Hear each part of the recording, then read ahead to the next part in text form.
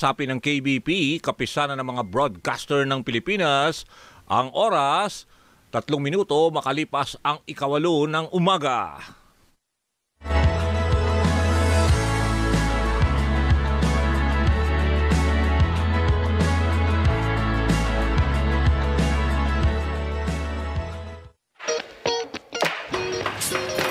Hanap mo ba'y trabahong tapat? Gusto mo ba na kitang higit pa sa sapat? Kitang higit pa sa sapat? Approve yan! Dito sa DZMM Radio Patrol sa East 30 at DZMM Teleradyo. Kasama si Danny Buenafe. Tara nang matuto sa paghahanap ng trabaho at practical tips sa maayos na paghahanap buhay. Ano man ang pinag-aralan, kahit saang sektor ka pa kabilang, approve yan! Approve yan!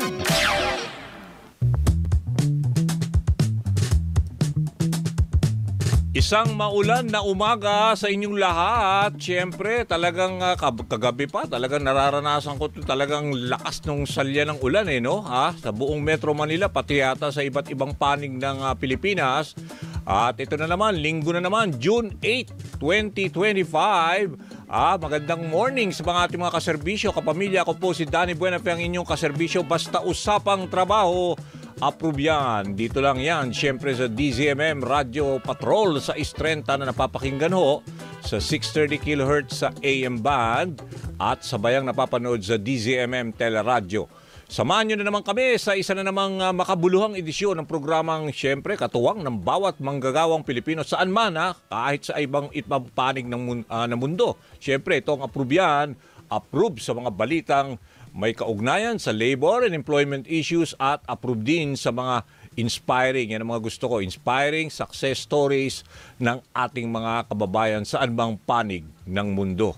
I-follow at i-like lang ho ang DZMM Teleradyo official Facebook page para updated sa pinakamainit na balita at ating pagtutulungan. Huwag din po kayong makalimot na mag-subscribe sa ating DZMM Teleradyo YouTube channel.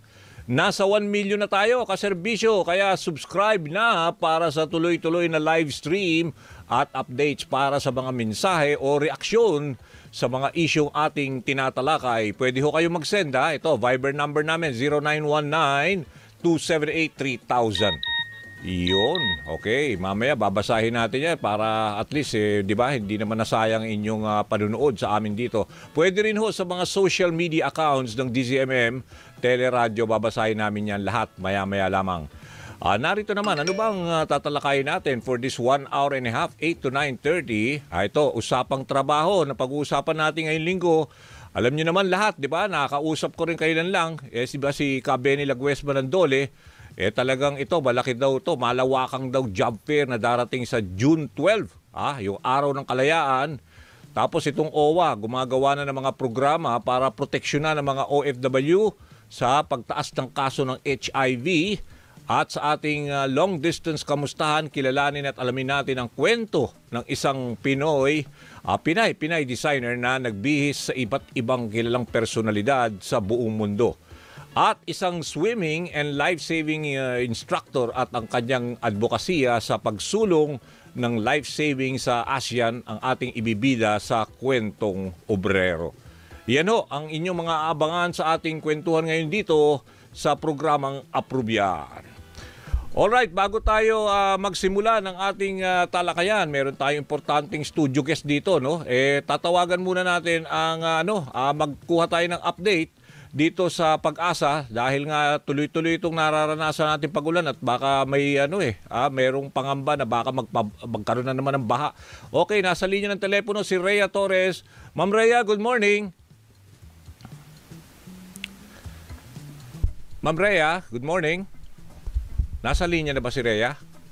Okay, Rhea Torres ng Pag-asa, isang ating laging suki dito, weather forecaster natin.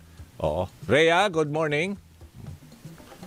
Okay, nawala yata sa linya. Oo, kasi gusto natin muna makakuha ng update kung ano ang inaasahan natin for the rest of the day dahil linggo, yung mga ibang nagbabalak na syempre bumiyahe, no? Itong linggo. At yung iba pauwi kasi long weekend eh. O ito, nasa linya na raw ng telepono si Rhea Torres, ang ating weather forecaster from Pag-asa. Rhea, good morning. Yes po, good morning po. Good morning sa ating mga tagapakinig. Okay, salamat sa oras na ibinigay nyo. Pero kasi marami ang mga nanonood at gusto nilang malaman how will we what will we experience this remainder of the day at saka itong this coming week na papasok. Yes po, so maganda pong natanong na po natin yan. Dahil po may mga weather systems tayo na magdudulot pa talaga ng mga pag-ulan, lalong-lalo na po sa may Luzon at Visayas.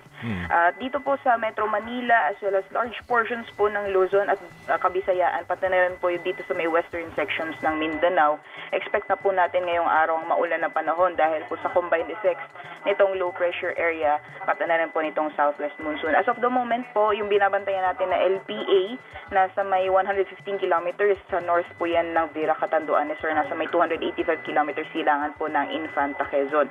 At yung mga kaulapan po na dala nitong LPA is mostly naapektuhan dito po sa may Luzon and yung habagat naman po hinahatak nitong low pressure area kaya nakakaranas din po tayo ng mga pag-ulan yan po sa Kabisayaan pati na po sa may kanlurang bahagi ng Mindanao.